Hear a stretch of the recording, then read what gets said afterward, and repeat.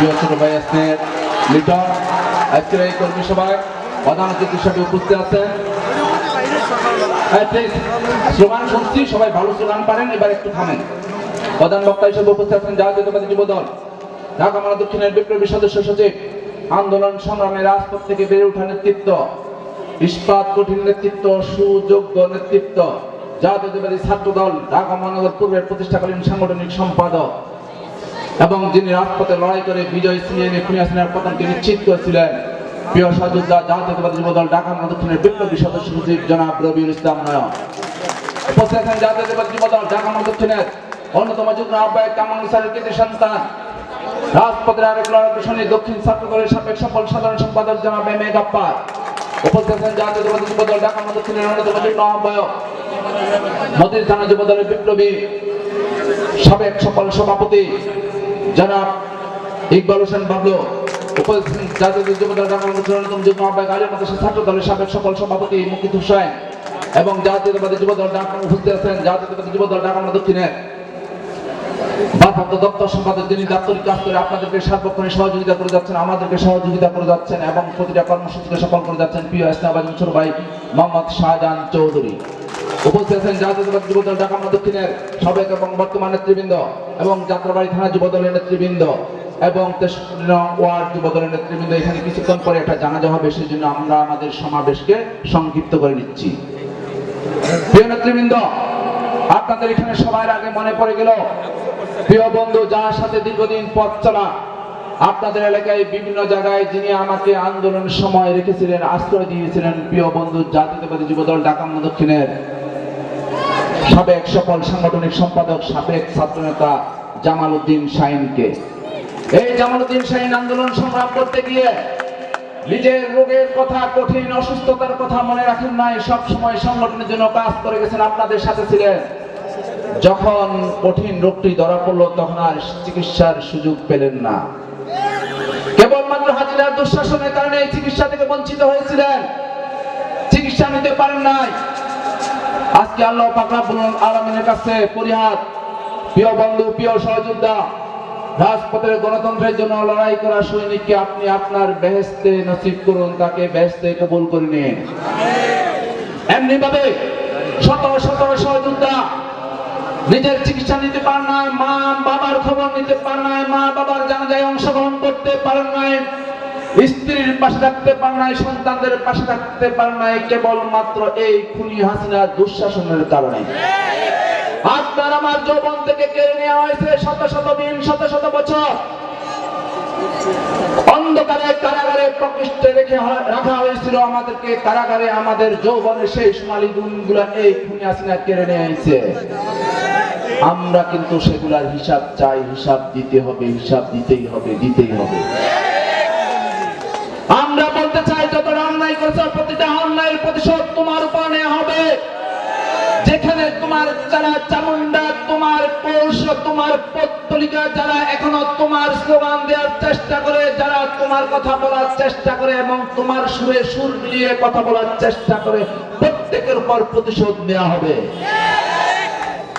আজকে রাষ্ট্র ক্ষমতায় কিছু লোক এসেছেন আমাদের আন্দোলনের কারণে। খুনি হাসিনা ক্ষমতায় থাকতে তিনি বলতেন আগে উন্নয়ন পরে গণতন্ত্র, আজকে তারা একই সুরে বলতেছে আগে সংস্কার পরে গণতন্ত্র। কখনো এটা হতে পারে না। আগে গণতন্ত্র, গণতন্ত্রের মাধ্যমে নির্বাচনের মাধ্যমে নির্বাচিত সরকার আসবে, তারা উন্নয়ন করবে, তারা সংস্কার করবে, এটাই নিয়ম, এটাই ধারাবাহিকতা একটা রাষ্ট্রে। আর সংস্কারের কথা বলে, উন্নয়নের কথা বলে, রাষ্ট্র ক্ষমতা দীর্ঘায়িত করলে হাসিনার চেয়েও কঠিন পরিণতি হবে, ক্ষমতা থেকে টেনে হিসেবে নামানো হবে।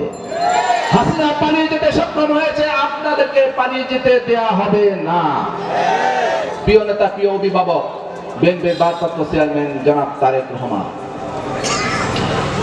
তিনি আন্দোলনের নির্দেশ দিয়েছিলেন, আন্দোলন করেছেন, দীর্ঘ 17 বছর নেতৃত্ব দিয়েছিলেন। তার মেধাবী এবং তার যোগ্যতম মেধাবী কঠিন সিদ্ধান্তগুলোর কারণে, সময় উপযোগী সিদ্ধান্তের কারণে খুনি হাসিনাকে পরাজিত হতে হয়েছিল। তারেক রহমানকে কোথায় থেকে এসেছেন? উড়ে এসে জুড়ে বসেন নাই। 90 আগে থেকে ছাত্র আন্দোলন থেকে শুরু করে অদ্যবধি আন্দোলন চালিয়ে যাচ্ছেন। কার রক্ত? তারেক রহমানের শরীরে। বাংলাদেশের প্রথম রাষ্ট্রপতি